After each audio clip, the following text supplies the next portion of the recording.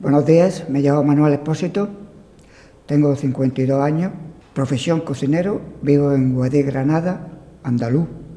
Ahora en noviembre va a ser 2 años que estuve viviendo en la calle. Me iba por las cabinas telefónicas, cogía el dinero que la gente se dejaba, porque las monedas de 2 euros no las coge la cabina, se quedaban a trancar y yo las sacaba. Y yo no pedía a la gente, me daba vergüenza. Conocí a Red a través de un compañero, porque él iba allí a ducharse.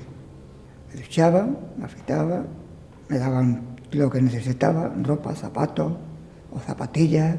No tenía problemas de ninguna clase. Me dieron sacos de dormir, mantas, para no pasar frío, como estaba en la calle, antes de que me dieran el estudio. Cogía de la cama, me tiraba al suelo, porque me encontraba un poco incómodo, después de 2 años. De los 15 días que llevo durmiendo en el estudio, mucho mejor. Mi vida ha cambiado un montón, en respeto a todo.